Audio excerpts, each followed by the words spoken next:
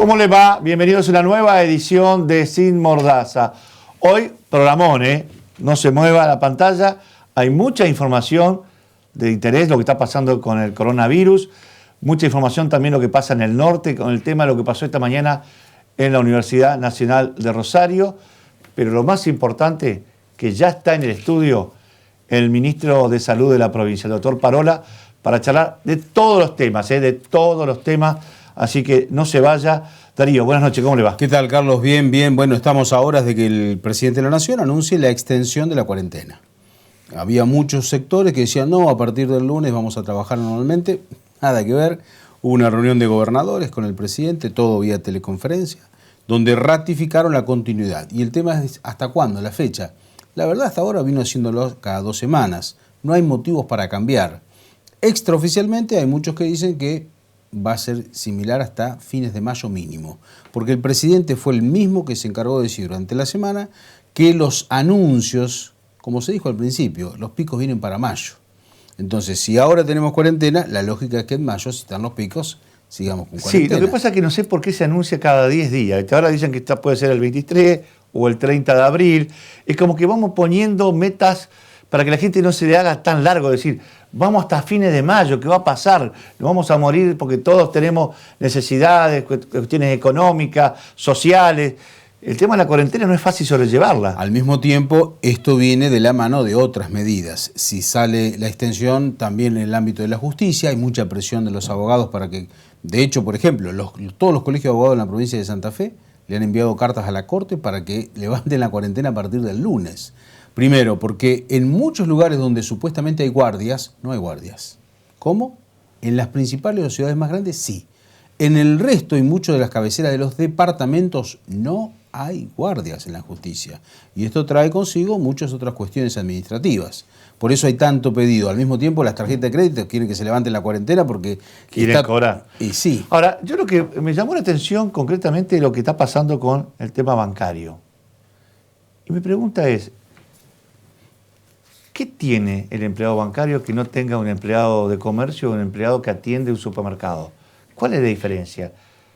Porque, a ver, uno ha visto en las grandes cadenas que han puesto ahora una especie de pantalla de atención, pero otras cadenas más chicas, locales, digamos, a nivel local, donde uno ve, por ejemplo, que no tiene protección. Vos vas a tratar de pagarle y se la está entregando casi, te diría, a 50 centímetros de distancia, o haciendo la firma o charlando con la empleada. También está en riesgo. El empleado bancario, por una cuestión de seguridad, hace años tiene una protección, tiene micrófono para hablar, casi te diría que el contacto es nulo. ¿Por qué no pueden atender los cajeros de los bancos a gente que no tiene por ahí la posibilidad de tener una tarjeta para sacar dinero, que no van a poder hacer transacciones? Es decir, no va a poder ir al banco a decir, che, pagame este cheque en ventanilla. No va a poder existir eso. ¿Cuál es el privilegio de los empleados bancarios que no puedan atender como atiende un empleado de un supermercado o de cualquier negocio que está atendiendo al público, o una farmacéutica? Bueno, indudablemente que aquí hay una medida de fondo que tiene que ver con el hecho de frenar la actividad económica en el sector bancario. Lo que oficialmente se conoce, la gente primero no puede ir al banco a partir del lunes y hasta el viernes si no tiene turno. Y solamente para acceder a las cajas de seguridad, gestionar financiación, es decir, tomar un crédito que necesita ir a firmar un papel o lo que fuera, puede hacerlo. Presentar documentación que estaba prevista antes y que quedó, tiene que ir a completar, puede llevar la documentación. Aperturas de nuevas cuentas, caja de ahorro, cuenta o si no la cuenta corriente, y trámites en general relacionados con las cuentas. No más que eso, ninguna actividad por ventanilla, así que esos son los límites. Básicamente, algunos dicen, estamos ante un corralito. Hay un parate total en la actividad bancaria, excepto por el home banking, ese sistema donde puede haber algunas transacciones. No más que eso, la gente no puede ir libremente al banco, se va a encontrar con la puerta cerrada, necesita tener un turno confirmado vía mail o vía WhatsApp o como sea, depende de cada institución. Y si no tiene ese turno, no lo dejan entrar al banco la semana que viene. Yo te digo, a mí esto va a traer cola y va a haber algún tipo de reacción social, como pasó cuando liberaron el día viernes pasado para que los ancianos y junto con los planeros vayan a cobrar su plata toda junta, y fue el escándalo que pasó, y lo que no pensaban que era extenderlo a sábado y domingo, hubo que hacerlo. Yo creo que hay mucha gente y muchas empresas que no tienen tarjeta para ir a sacar plata del efectivo. A ver, las empresas también tienen caja chica, tienen que tener dinero en efectivo para poder movilizarse. Muchas veces mandan un empleado con un cheque de caja al banco a cobrar dinero para tener la caja chica, para comprar las cosas más esenciales cotidianas, que hay que pagar en efectivo. No se puede pagar con tarjeta ni con cheque. ¿Por qué no pueden atender ese tipo de servicios que son esenciales para la continuidad de algunas empresas y para algunas personas que no tengan la tarjeta, porque no la usaron nunca, se manejaban distinto? ¿Cuál es el privilegio de los empleados bancarios no entender al público en las ventanillas con toda la protección que tiene? Bueno, por ahora la decisión es esa, es una decisión del Banco Central de la República Argentina dispuesta hacia los bancos, así que ellos no dan como fundamento el tema de los empleados. Acá hay una cuestión económica directamente relacionada a esto. Si está en los fondos, está la plata. Pero no autorizan las transacciones. Por eso digo que algunos dicen, esto es casi un corralito, y no ponen como motivo objetivo la cuestión de los empleados. Hasta ahora el Banco Central nunca lo explicó de esa forma. Por lo tanto, hay otra cosa detrás. Por ahora se autorizó solamente 5 días con 2 horas de extensión bancaria. Pero de última, a ver, yo digo, una empresa que tiene plata depositada, que tiene cheque para cobrar por ventanilla, decir, bueno, más de 200 lucas, 300 lucas no lo puede sacar, porque para gastos cotidianos, che, hay gente que trabaja, que va a hacer servicio, que cobran en efectivo, no tienen cuenta. ¿Cómo no le va a poder permitir sacar tu plata? Entonces que lo digan. Hay un corralito entonces, pero que lo digan oficialmente. Porque acá lo que parece es que los empleados son empleados de primera. El resto de los mortales, de los que trabajan en los comercios comunes, son de cuarta, porque tienen la posibilidad de contagiarse, mientras que ellos tienen toda la protección. Darle un barbijo, darle un guante, tienen vidrio, hablan por micrófono. No sé cuál es el temor de que se contagie un empleado. Bueno, de hecho la provincia de Santa Fe, en la reunión esta que tuvieron los gobernadores, hizo algunas solicitudes por actividades que entiende Santa Fe que habría que permitir a partir de la semana que viene. Aparentemente le han dado curso. ¿Cuáles? Una de ellas tiene que ver con la industria de la fabricación de cosechadoras o la de implementos agrícolas que tiene en Santa Fe un lugar, varias empresas importantes a nivel nacional. Sí, bueno, tenés Las Parejas, tenés Firmar, Reconquista, también la zona de Avellaneda. Sí, Román. Hay varios lugares que están pidiendo eso, que no trabajan habitualmente en los radios céntricos de las ciudades y han pedido eso. Aparentemente está el beneplácito, el acuerdo para que comiencen a funcionar. El presidente lo va a anunciar en los próximos días. El tema de esto de la cuarentena, cuando se empezó a hablar que se iba a flexibilizar, desde el lunes creo que ya empezó a notarse más tránsito en la calle y más comercios abiertos. ¿Qué pasó? ¿Se relajaron los controles de la policía? Por lo menos acá en la Regional 1 vemos que no están haciendo operativos como hacían antes. A ver, la zona norte de la ciudad es casi un jolgorio, todo el mundo caminando como si no pasara nada. El último dato que tenemos oficial, en la provincia de Santa Fe hubo 11.276 personas aprehendidas. No son detenidos, los aprenden, en algunos casos los llevan a la comisaría, hay secuestros de autos, pero el lugar, naturalmente, donde más personas hubo aprehendidas fue en Rosario, 3.462. Llamativamente, el segundo lugar no es Santa Fe, no es el departamento La Capital. El segundo lugar es el departamento San Lorenzo, 928. Después viene General López, 828. La pregunta es, ¿tanto se cumple en la capital de la provincia?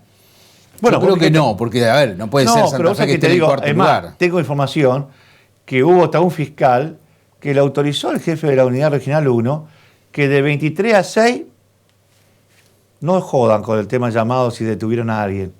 Bueno, hay una cosa que es claro. En la capital de la provincia, para aquellos que conocen, en la zona céntrica y la zona sur, se cumple la cuarentena. Ahora, vos pasás de Boulevard para allá y parece... ¿Para el norte? Sí, para el norte... Bueno, están de fiesta. En Reconquista también había una especie de que nadie hacía controles, muy poco, sobre todo hasta 3 días atrás, creo que el martes comenzaron a hacer operativos los propios municipales, es decir, la municipalidad de Reconquista empezó a hacer controles de vehículos que no lo estaba haciendo ni la policía ni la municipalidad desde el martes hacia atrás. Sorprendió porque parece que sin aviso hicieron grandes operativos reteniendo vehículos, muy rígido los controles en Reconquista, cuando parecía que estaba todo, digamos, light, que no había controles, la gente circulaba, poca, pero circulaba sin ningún tipo de este tipo de retenes que hay en otras ciudades. Bueno, comparativamente hablando, en Reconquista hay muchos más aprehendidos que en Santa Fe capital. De hecho, tienen en total 671 y en la capital de la provincia 789. Como vos comparás la cantidad de habitantes de este departamento con el departamento general obligado... Bueno, lo que me están diciendo es que el titular de la Regional 1 aquí no está trabajando como quisieran, por ejemplo... ¿No estará en cuarentena? ¿Nosotros no sabemos? No, lo que sí vemos, que te digo, No. acá únicamente yo empecé a ver algunos lugares fijos, como en Las Flores, Sí. 2 o 3 lugares fijos nada más. Antes había en todas las arterias, de sorpresa caía, se instalaba el retén, se hacían los controles, estaban, que yo, 5 o 6 horas, levantaban, iban a otro lado. En Santa Fe, el jefe de la unidad regional está como muy light en el tema del control. Bueno, convengamos que en las últimas horas hemos tenido en diferentes lugares varias cosas llamativas. Acá en la capital de la provincia hubo uno que sacó la tabla y salió en windsurf. ¿Viste que está bajo el agua, el río? Bueno, los vecinos empezaron a sacarle fotos, llamar a denunciarlo también. Gente pescando por todos lados. Ya que, saliendo un poco del coronavirus, el tema del río, la bajante del río Paraná es preocupante. Más allá de que hemos visto que al no haber tantos pescadores sobre el río, han crecido el tamaño de los peces, pero también la depredación de algunos sinvergüenza que hasta con rifle están cazando el río tan bajo, surubí gigantes. Hay surubí de tamaño insospechado, que no se veían hace mucho tiempo. Bueno, estuvo trabajando también en prefectura, haciendo algún tipo de requisitorias en las islas, viendo cómo la cantidad de pescado que estaban sacando estos pescadores furtivos que aprovechan estas circunstancias, que no hay nadie controlando, para, digamos, hacer estrago en lo que es el tema del río y el tema itícola, que es un tema que había mejorado porque estaba mejor el tema de esto con la cuarentena. Algunos lugares han puesto redes y han sacado pescado en forma increíble, depravando el río, que es una cosa que no se veía hace mucho tiempo. Con respecto a este tema, lo que dicen en el examen hidrológico es que, primero, el año pasado llovió muy poco en Brasil y cerraron 7 compuertas, o 7 represas cerraron sus compuertas. No permiten que venga agua, por eso no tienen agua en las cataratas del Iguazú, solamente la Garganta del Diablo. A tal punto que, por ejemplo, en la capital de la provincia, en algunos sectores la gente cruza caminando el río. Sí, el tema de la laguna. Sí, la Setúbal. ¿Por qué razón? Porque está en los niveles como no estaba hace 50 años. Y sí, encima el pronóstico dice que de acá al 21 de abril vamos a tener todavía menos agua. Bueno, ya hubo, ASA, que la agua santafesina, anunció que hubo problemas acá en Rincón, que hay una planta nueva potabilizadora de agua, que tuvieron que cambiar el lugar de la toma porque donde estaba la bomba agarraba barro. Tuvieron que trasladar unos metros más hasta un determinado sector donde podían seguir extrayendo agua. Hoy por hoy, la capital de la provincia tendría garantizado por unos días más. Si no, van a tener que hacer esto, de incorporar caños con bombas adicionales para poder llegar a lugares donde se pueda extraer sin tanto sedimento como están trayendo hoy, porque hoy viene mucho sedimento. Esto significa mayor cantidad de productos, más costoso el agua. Bueno, si esto pasa en Santa Fe, río abajo, como se dice, donde están las tomas, qué sé yo, de la zona, nuevo acueducto que hay acá cerca, 50 kilómetros, cerca de Coronda, también lo que va a ser la toma en Rosario.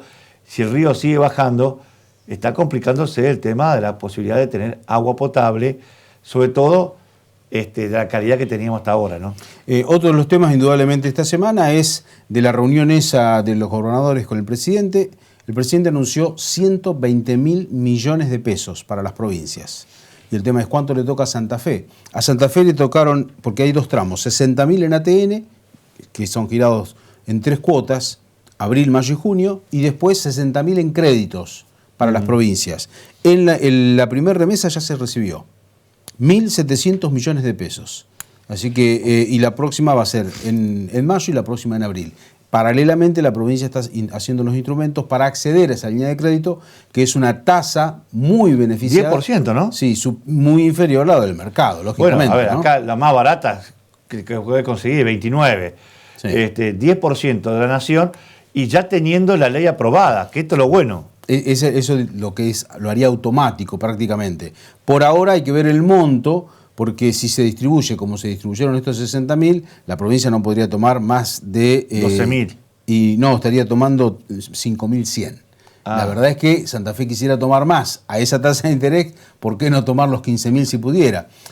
Por lo menos lo que está autorizado primariamente. El tema es que difícilmente le autoricen más que eso porque quieren ser equitativos con el resto de las provincias también. Bien. El resto lo va a salir a buscar al mercado local.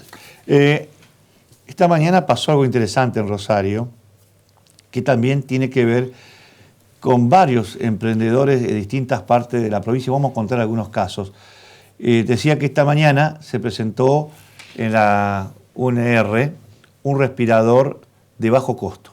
Sí, es un trabajo que hicieron egresados, Inventus se llama el grupo de egresados de la Universidad Nacional de Rosario, más el apoyo económico de la universidad. De hecho, hubo muchísima gente que colaboró. Y en tiempo récord han sacado el prototipo, faltan todavía algunos ajustes más para sacarlo del mercado. Dicen ellos que están en capacidad de producir 100 respiradores de ese tipo por semana. Pasaron todo lo que son las pruebas profesionales de médicos, todo lo que utilizan este tipo de elementos. Después se lo vamos a preguntar al ministro a ver qué opina sobre este respirador que han generado en Rosario. Pero también hay otro acá entre Esperanza y Rafaela. Sí, estuvo trabajando la gente de Rafaela Esperanza y la Universidad Nacional del Litoral, la gente del CONICET. Estuvieron trabajando también en algo que me parece que está en una etapa inferior. Ya lo han probado en la facultad de acá de Esperanza. Da todo perfecto. Lo que pasa es que el nivel de producción es diferente a la experiencia de Rosario. Pero también avanzaron. En el caso de Rosario hay algo interesante, es con código abierto. Significa que no lo patentaron. Cualquier persona en el país o en el mundo, donde quiera, copia los planos, toma y puede hacer un respirador de ese tipo. Bien, y también me hacían llegar hoy un video de Norberto Pellegrini, que es un hombre que está en Firmat, que es un gran profesional, aparte de ser colega, porque tiene una radio, una emisora ahí en Firmat, también estuvo elaborando un producto mucho menor inferior de calidad, muy barato, pero también que ayudaría por lo menos en la etapa, digamos, que te empieza a faltar el aire. No para tenerte internado, digamos, ya con respirador, que esté sedado, pero sí para ayudarte a respirar cuando te empieza esa etapa donde comienza a ser dificultoso respirar. Son toda gente que se puso a trabajar y muestran a través de los videos cómo desarrollaron esos productos. De hecho, en la provincia de Santa Fe, en las últimas horas hemos tenido muchísima gente que desde su lugar ha colaborado. Hay gente, por ejemplo, en las universidades colaborando con elementos de las mascarillas estas, le llevaron al gobernador, la ONL, pero no solamente ellos, hay gente privada en su casa que empezaron a hacer mascarillas en 3D, lo que sea, y las donan para atender lo que va a ser la emergencia en las próximas semanas. En las últimas horas estuvo hablando el gobernador, como hacen esto de comunicarse 2 veces por día, cualquiera de los funcionarios que pase, digamos, que esté de turno, como diríamos, se comunican con la población contando los informes, lo que está pasando, pero el miércoles contó el gobernador sobre que lo que estamos viviendo ahora no es nada lo que se va a venir, que esto recién va a comenzar a partir de la semana que viene y que todo el esfuerzo que hicimos ahora no serviría de nada, entre otras palabras, si no seguimos cuidándonos como lo hicimos hasta este momento, que nos han puesto en un nivel de privilegio. ¿Podemos escucharlo al gobernador, Darío? Todos saben, tuvimos una videoconferencia con el presidente de la Nación, junto a sus ministros, principales colaboradores y todos los gobernadores. Ese equipo que conduce el presidente Alberto Fernández es el que va definiendo los lineamientos de cómo llevar adelante la lucha contra la pandemia. Allí todos los gobernadores planteamos la necesidad de continuar con el aislamiento. Tendrá una fase con algunas particularidades, pero esto queremos ser muy claros. El día lunes, cuando finalice esta etapa de aislamiento, no es que volvamos a la vida normal y habitual. Nada de eso. Cuidar lo que hasta aquí se ha logrado es fundamental día tras día, por lo cual habrá algunos pequeños cambios, algunas actividades que podrán retomarse con los recaudos legales correspondientes en lo que hace al resguardo de la salud y a los protocolos que debe cumplir cada una de esas actividades.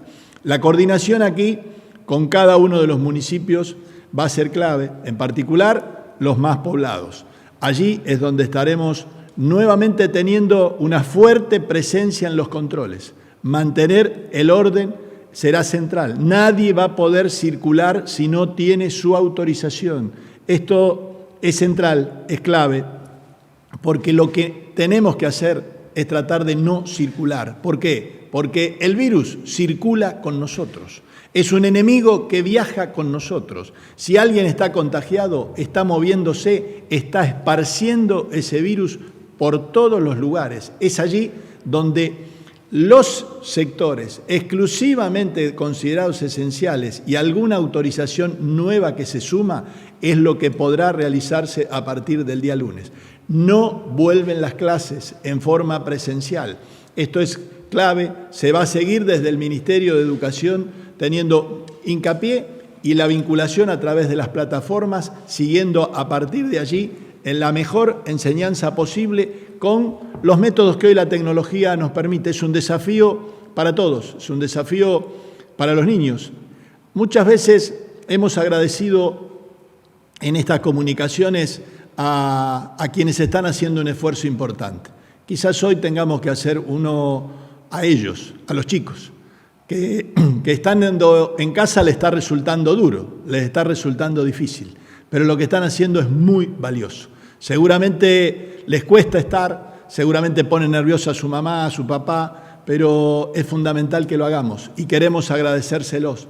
Es fundamental que ustedes aprovechen y ya se tengan la posibilidad de vincularse con el método tecnológico que haya definido su docente, con la mecánica de trabajo que el docente de su aula virtual haya definido en la comunicación con ustedes. Lo que están haciendo es importante y es valorable, porque quizás ustedes sean los que menos posibilidades de contagiarse tenga, pero sí son los que tienen un factor de transmisión muy importante. Y allí es donde hay que tener el resguardo. Por eso el agradecimiento hoy al esfuerzo hecho por cada uno de nuestros niños, de nuestras niñas y adolescentes en la provincia de Santa Fe.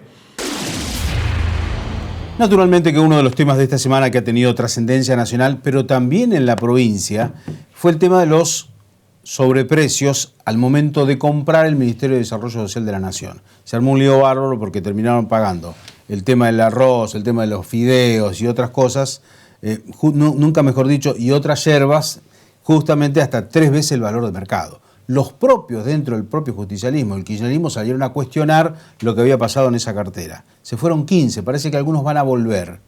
De hecho, una de las empresas que está en este tema del sobreprecio es santafesina. Tiene su sede en la ciudad de Rosario, que fue la que vendió las lentejas. Hizo declaraciones uno de los propietarios y, entre otras cosas, dijo: el problema que tenemos con venderle al Estado es que es mal pagador. Bueno, a ver, no dijo nada nuevo. Y si no, a los hechos me acuerdo. Sí. Cuando perdió Lichi las elecciones de mayo, mucha gente dejó de cobrar los certificados, todo lo que ha proveído el Estado con factura. Hay algunos hasta 8, 9 meses y a 10 meses de demora. Fíjate lo que dijo él: la última entrega de las lentejas que le había comprado el Estado las entregó en abril del 2019. Eso que entregó en abril de 2019 lo cobró en febrero de este año. Claro. Entonces la pregunta siempre es: ¿quién paga eso? Además con la tasa de interés que tenemos, además con la inflación, 53 del año pasado. Una discusión que tenemos a veces en la radio de la mañana, en Cadena O, que nos juntamos con Bigotti y con vos, que yo vengo diciendo que el Estado es un mal pagador. Por eso estos sobreprecios, más allá de las coimas que existen y que van a seguir existiendo, pero es que tenés que, vos te hago una cuenta, por ejemplo, vos presentaste lo que dijiste el caso en abril, las lentejas, pagaste el IVA, el ingreso bruto, el impuesto municipal, casi te diría un 40% del costo fue a impuestos. Después tenés casi un año con una inflación del 60%, 50%, quiere decir que tu valor ya no lo recuperás. Entonces tenés muchos empresarios. Esa factura que vos que se la entregás al Estado, la descontás en los bancos a una tasa altísima. Pero cuando no se cumple la fecha de pago, que dice a 45 días, empezás a pagar punitorios, que son tremendamente costosísimos. Por eso, venderle al Estado se convirtió en un gran problema. Por eso me parece que el Estado va a tener que empezar a cambiar su metodología y decir si pago a 30 días, o pago al contado, porque de la única forma que vamos a empezar a tener buenos precios y que realmente se respeten los presupuestos, porque el presupuesto está para cumplirlo, si tenés las partidas. ¿Qué hace con la plata si no? Bueno, ahí viene el tema de cuánto impacta la inflación en las compras del Estado, porque al final el Estado termina pagando mucho menos de lo que valía en su momento también. La inflación, siempre decimos que licúa las deudas. Hay otro tema, al mirar, poner la lupa sobre las licitaciones, no son licitaciones, compra directa, cayó el PAMI, hay vialidad también con sobreprecios. En la ciudad de Rafaela, el intendente convocó a 2 concejales de la oposición de Cambiemos a que formen parte del comité a la hora de hacer compras. Bueno, cortito, ¿qué pasó con Hacking y los abuelos? A ver, lanzaron un programa de apoyo a la gente mayor. Lo tienen censado. Saben que hay 210.000 abuelos o gente grande que necesita que le vayan a hacer las compras, comprar los remedios, van los voluntarios. Un programa muy interesante en una ciudad tan importante como Rosario que ha implementado la municipalidad. Lo vemos a Hacking entonces. Hemos relevado a los adultos mayores en la ciudad, con bases de datos que seguimos enriqueciendo. Tenemos 210.000 personas y podemos usar esa base de datos con la mayor precisión posible, dividirlo por sexo, dividirlo por distrito e incluso por manzana. Primero, una red de acompañamiento. Todo adulto mayor va a tener a disposición un WhatsApp, la aplicación Rosario Responde, un mail y un teléfono fijo. Nosotros hemos establecido una estrategia de escucha, de acompañamiento y de contención a cargo de personal municipal y voluntarios, de contención psicológica con la Universidad Nacional de Rosario para que podamos acompañar a los adultos mayores. Y queremos hacer un apoyo para las compras de cercanía. Entonces, todos los operadores telefónicos, todos estos voluntarios van a tener un mapa de los negocios de cercanía, tanto farmacias como almacenes o pequeños comercios, para que ese pedido le llegue. Y a la vez, con las vecinales y los centros de jubilados, vamos a garantizar la entrega de alimentos y de productos de nuestras ferias de economía social a precios convenientes y a domicilio. Hemos dispuesto a nivel municipal la vacunación domiciliaria de todos los adultos mayores que están en nuestra red. Ya llevamos más de 14.000, entendemos que en las próximas semanas, cuando nos llegue la segunda dosis de vacuna, vamos a completar la vacunación de los adultos mayores que tienen referencia a los centros de salud municipales. Queremos hacer un esfuerzo para que esta población, que es la población que si se contagia tiene más posibilidades de terminar en una situación crítica, evitar que se contagie. Toda esta estrategia, ¿para qué está? Para que las personas en población de riesgo no salgan de sus casas y puedan quedarse en sus casas protegiéndose sin tener ninguna dificultad. Esta semana, otro de las recorridas que hizo el gobernador con el intendente de la ciudad de Rosario fue en un centro de aislamiento en el hipódromo de Rosario. La verdad, lo que ha trabajado la gente de la municipalidad, también hay fondos provinciales en el hipódromo de Rosario, la gente lo conoce, está ahí donde estaba la rural también, todos juntos. Sí, estamos viendo las imágenes que nos puso el gobernador, el director, y estamos viendo, por ejemplo, que estas son las distintas tribunas o debajo de las tribunas, salones que tiene el Jockey Club, y que tienen realmente, mirá lo que son estas camas, estos espacios. ¿Han preparado esto? ¿Se hizo especialmente para ahora o para un evento en particular? A ver, en todas esas zonas estaban trabajando para los Juegos de la Juventud el próximo año, pero naturalmente que mucha de esa infraestructura la están usando acá. 1.200 camas. 1.200 camas. Tienen lugar donde además de dormir, porque ahí no van a ir los enfermos, sí algunos leves. Pero después la gente que no tiene dónde hacer aislamiento, 1.200 camas, les van a dar de comer, tienen lugares recreativos, tienen televisores, lógicamente, y ya está y tienen patio para caminar, que es aire libre. Sí. Pero estos son para, digamos, enfermos no graves, que no tengan asistencia médica, digamos, intermedia ni tampoco de terapia intensiva. Por ejemplo, alguien que le detectaron que tiene positivo para coronavirus, que no se puede quedar en la casa y que no tiene sentido dejarlo en el hospital, lo ponen ahí. De hecho, también la provincia ya está poniendo los módulos ahora. Ya hicieron toda la plataforma ahí en el lado del Eva Perón. Esto en las últimas horas terminan de hacer ese trabajo también. Nos quedamos mirando un poco estas imágenes, realmente reconforta tener un lugar así para atender a los enfermos del coronavirus.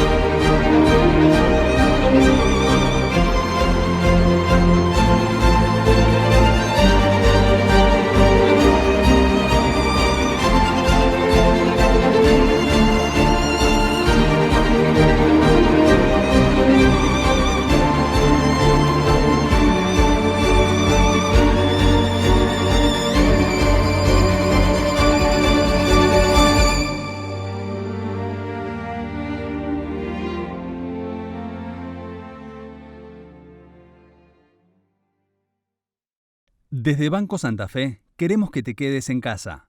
Por eso, ponemos a tu disposición bancosantafe.com.ar/cuidarnos, donde vas a entender cómo operar desde casa. Todo lo podés hacer desde Home Banking, con la app Santa Fe Móvil o por teléfono las 24 horas, los 7 días de la semana. Pero lo más importante, si estás cerca de alguna persona mayor, ayúdalo para que pueda hacer sus operaciones online. Seguimos en casa, pero seguimos juntos. Banco Santa Fe. Es tiempo de cuidarnos, cuidarlos, cuidarlas. Llamemos a abuelos y abuelas todos los días. Cuidemos a los que nos cuidan no yendo a una guardia si no es necesario. Tengamos gestos, llamadas, mensajes y palabras afectuosas con quienes están solos o solas. Consejos del Consejo Municipal de Rosario.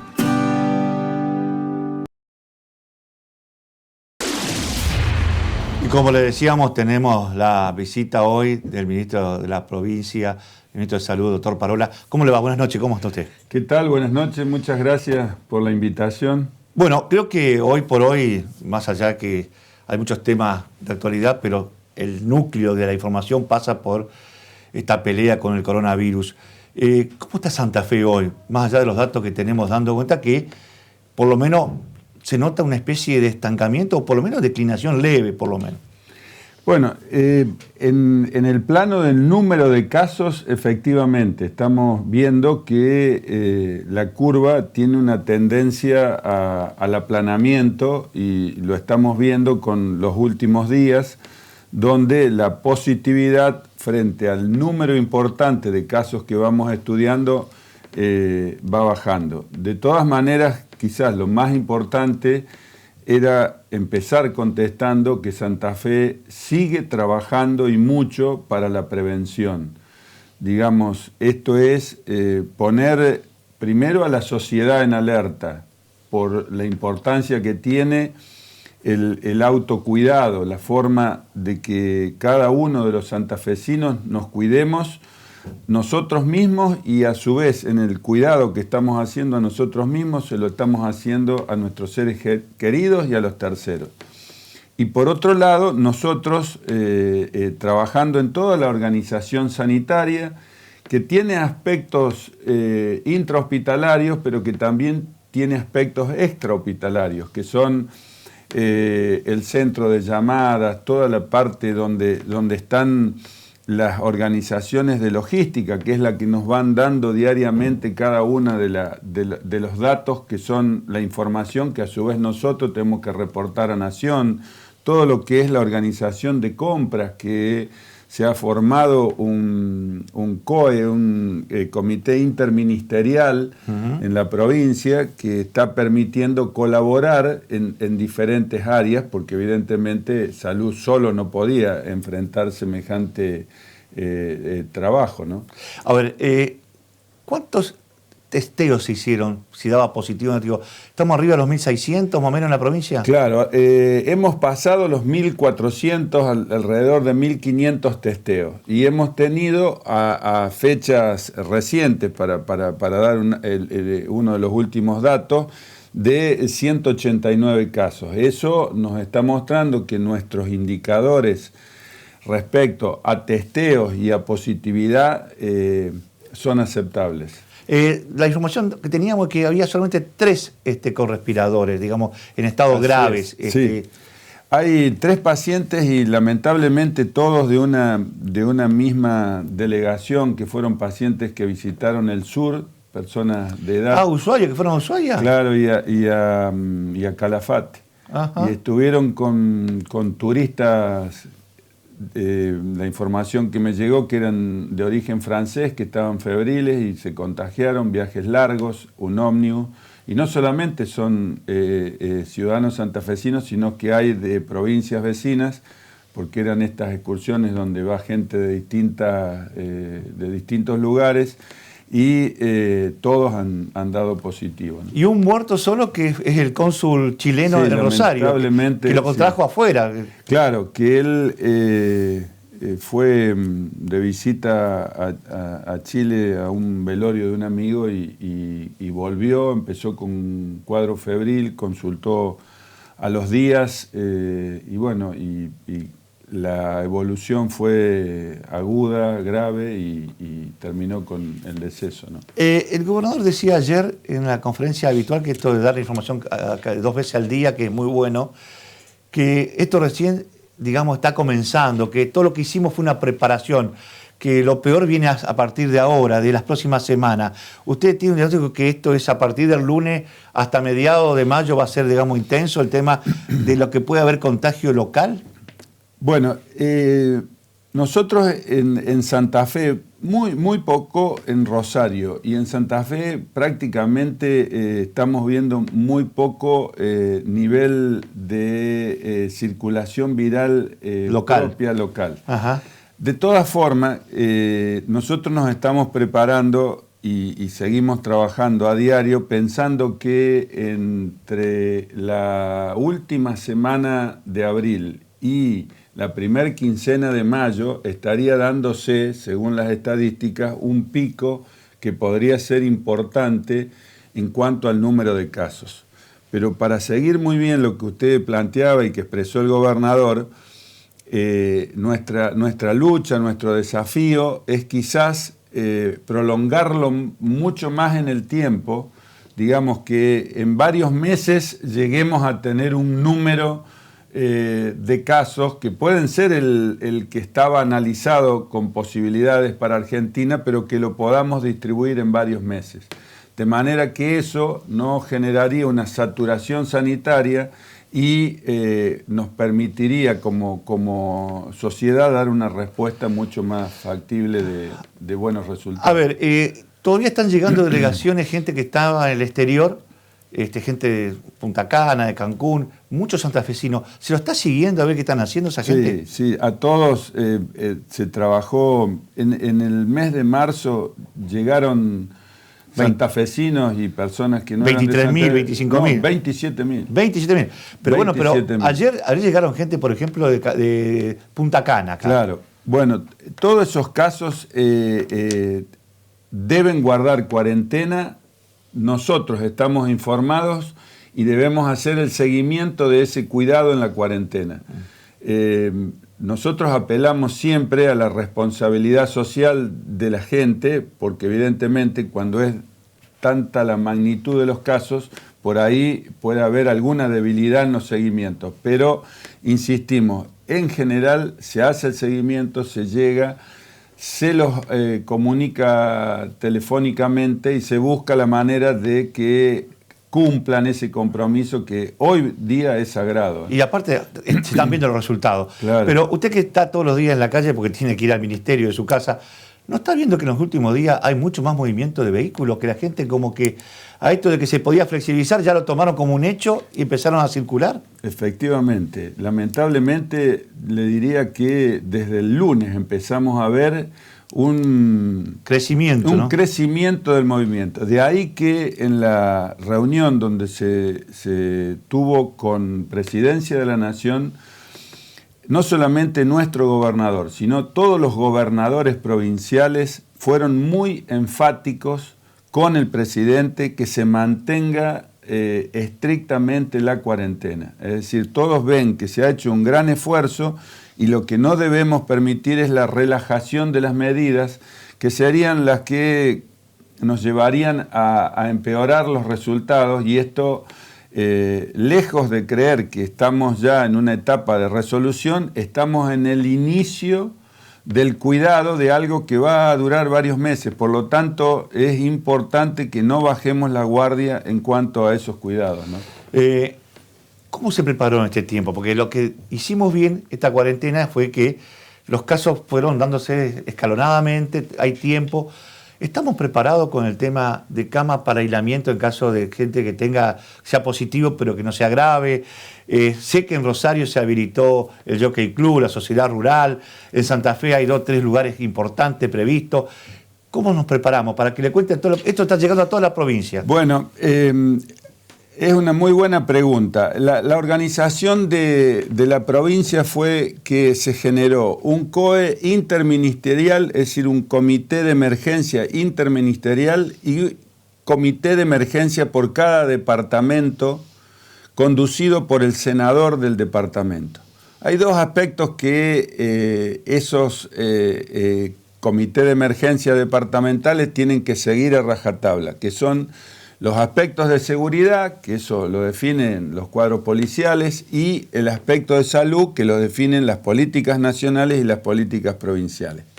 El resto de la organización, nosotros lo que le hemos dado es una especie de manual o indicación de qué cantidad de camas nosotros necesitaríamos para aislar a aquellos pacientes que, dando positivo, no tienen condiciones socioeconómicas o ambientales como para poder hacer esa espera en su domicilio. Es decir, si nosotros vivimos 4 personas y tenemos un dormitorio y medio, indudablemente no es conveniente que la cuarentena, si alguien está infectado, sea en ese ámbito. Entonces se lleva a espacios que en general son amplios, se buscan clubes, hoteles, lugares de camping, etcétera, donde haya espacios que permitan poder desarrollar ahí una vida absolutamente tranquila, serena, con una alimentación adecuada, y que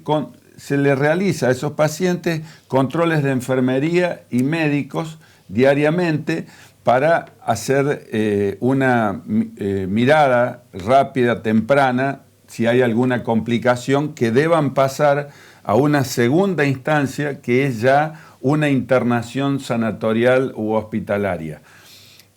Esos serían los casos leves, los que están en el ámbito de estos lugares.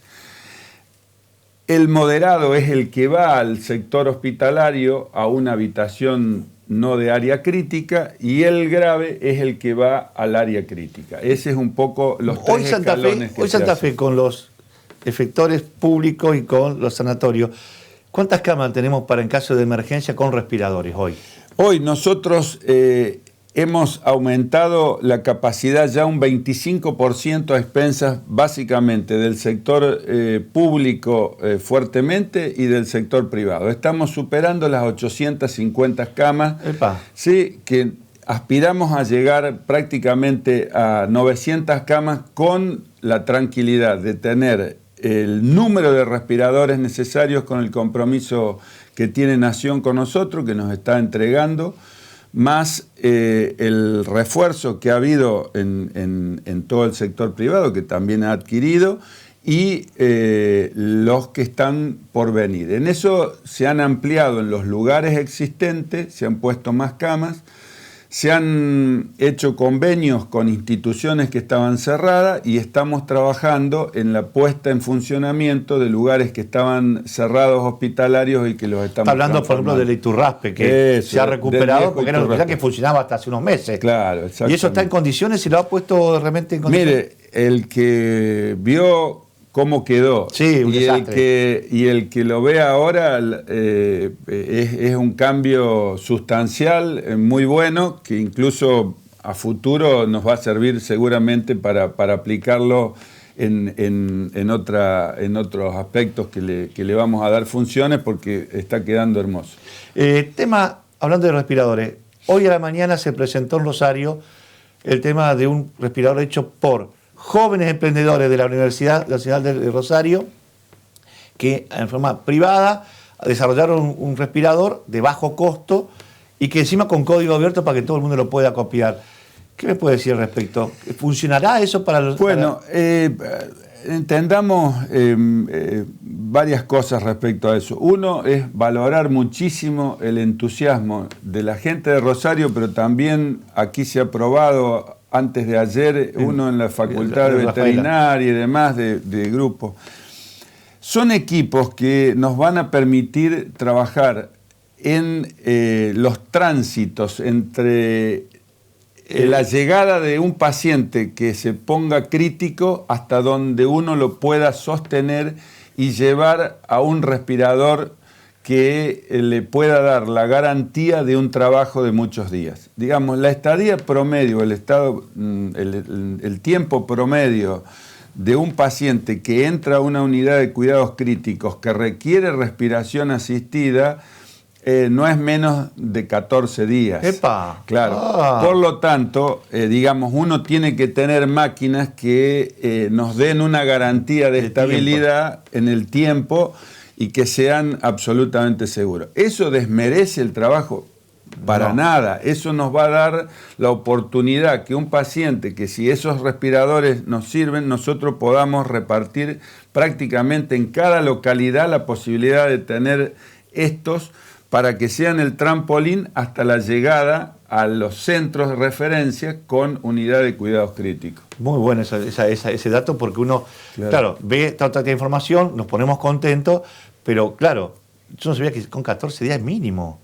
Bueno, digamos, es larga es la media. Y se lo tiene adormecido el paciente. Claro, el paciente con respiración asistida en general es un paciente con pseudoanalgesia, es decir, se lo seda, se lo mantiene como dormido para que su consumo sea el más mínimo, elemental. Para que el cuerpo haga el trabajo, digamos, de generar los anticuerpos. Claro, ponerlo en las mejores condiciones para que esto que está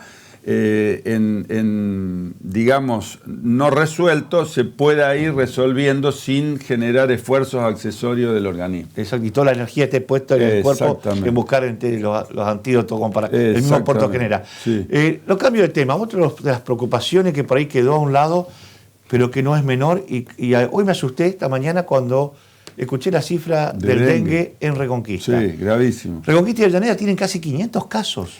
Lamentablemente teníamos este año previsto que iba a ser absolutamente mayor. Ustedes recuerdan que se venía anunciando desde apenas que habíamos asumido de que para toda América Latina, por cambios climáticos, etcétera, iba a haber un brote importantísimo de dengue.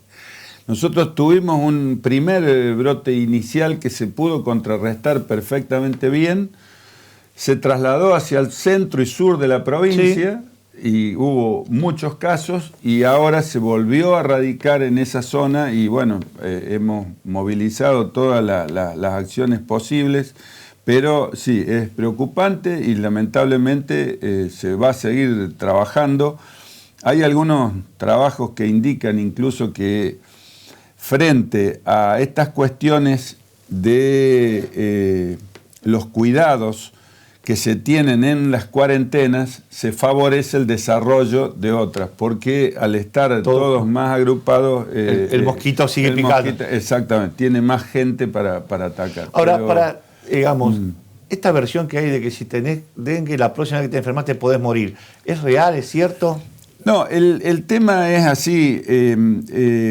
Hay 4 variedades de dengue y hay una que es por lo menos la que se más le teme, que se llama el hemorrágico.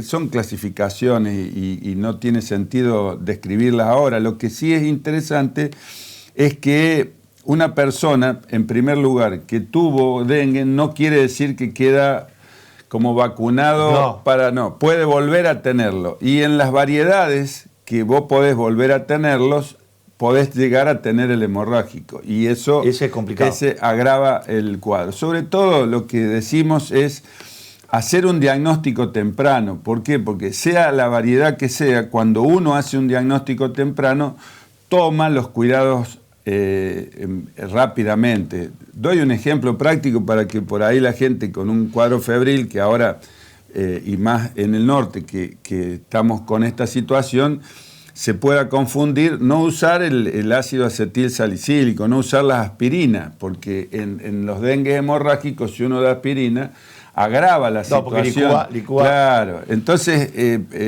usar el paracetamol como medicación hasta que se haga un diagnóstico. Yo soy de Reconquista y tengo muchos amigos, hasta compañeros de estudio, 4 tuve con eso. Claro. Dicen que el estado como te deja el dengue, sin ganas, el dolor de cuerpo, con mucha fiebre, y va y viene. Sí, sí. Y también son como 15 a 20 días que también no es una... Claro, la recuperación de ese virus te lleva 15 días, sí, efectivamente. Es terrible. Sí. Para ir cerrando, en Reconquista usted tomó algunas medidas muy interesantes que fue compartida por la sociedad con respecto al tema de estos contratos que venían anteriores, con el tema de la comida congelada, el tema de la seguridad, la limpieza. Usted canceló todo. ¿Por qué se sigue trabajando con este servicio de comida congelada en los hospitales cuando hay lugares como el que tenía Reconquista, que tenía la cocina propia, que daba la comida natural, digamos, diaria, sin complicaciones?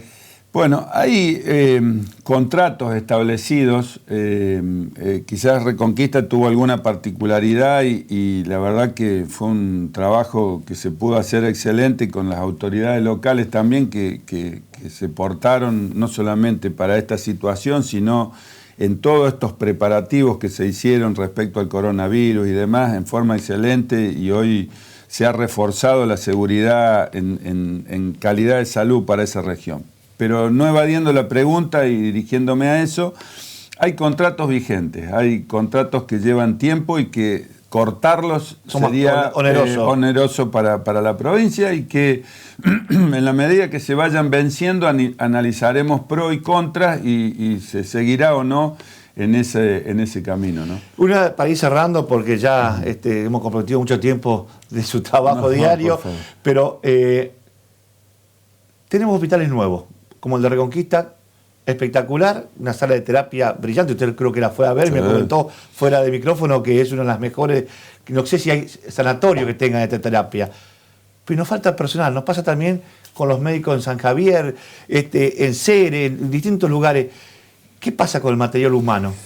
Bueno, es una muy buena pregunta. Yo siempre digo que ese es el gran desafío que tiene la salud. Hacer hospitales es valorable. Yo estoy tremendamente agradecido por encontrar hospitales nuevos en esta gestión, pero lo más difícil y lo más lento es formar recursos humanos adecuados, y no solamente médicos, sino de enfermería.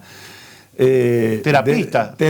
Justamente, en los recursos médicos uno tiene distintas especialidades que son críticas: la terapia intensiva, la anestesiología, etcétera, la pediatría, la neonatología, que es lo que un país organizado y serio tiene que programar para la cantidad de habitantes y para la cantidad de servicios de salud que tiene. Mire, en esta emergencia estamos viendo esa realidad. Por la buena pregunta hago este comentario. Uno, siguiendo los modelos chinos, puede construir un hospital que tenga 70, 80 camas, como el que estamos haciendo en la zona norte, en Rosario, en el Hospital Eva Perón, que va a tener 74 camas, 24 de áreas críticas y 50 del resto, y se va a hacer en 30 días. Lo que usted no hace en 30 días, ni en 2 años, es un buen terapista, es un buen anestesiólogo, o es un buen médico en la especialidad que sea, o una buena enfermera calificada para determinadas tareas. Ese creo que es el acento principal como desafío, no solamente que tiene Santa Fe, sino se tiene a nivel nacional, para que, producto de estas crisis, sean un llamado de atención también para darnos cuenta cómo tenemos que cuidar a todo el sistema de salud.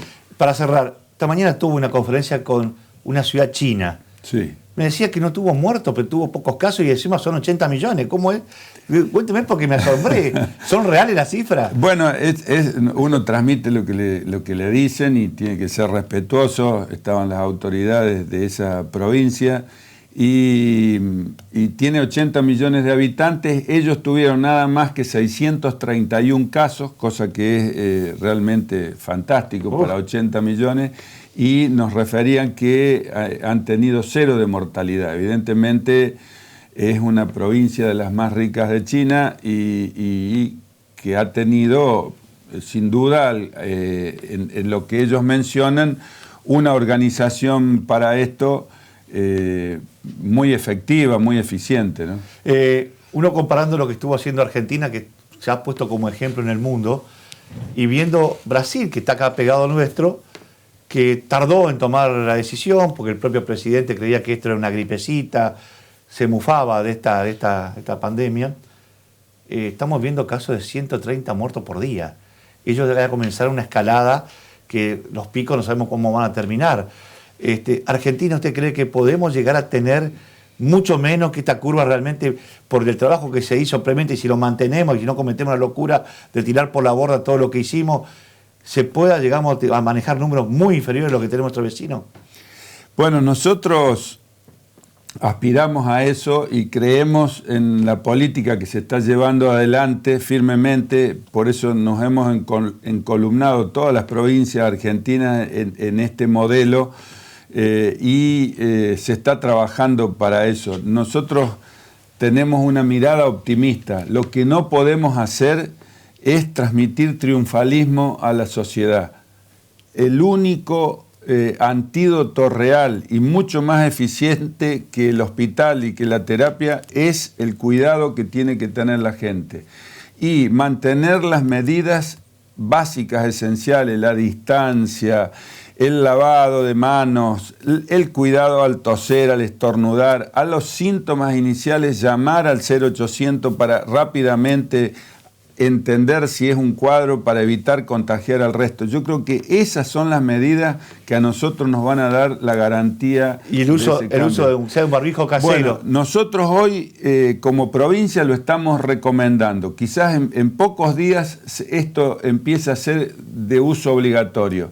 Nosotros hoy recomendamos porque, si bien es cierto que la OMS está en alguna disyuntiva... Porque está defendiendo mucho a los médicos por el temor de que se queden sin barbijo. Claro, recomendamos el tapaboca, que es una cosa que se hace en la casa con métodos muy sencillos y con formas absolutamente económicas para que toda la sociedad lo pueda usar a partir de que sale de la casa o en el interior, cuando están, digamos, con gente, de manera de tomar más cuidados, porque entramos en los tiempos más críticos, y eso tenemos que identificarlo.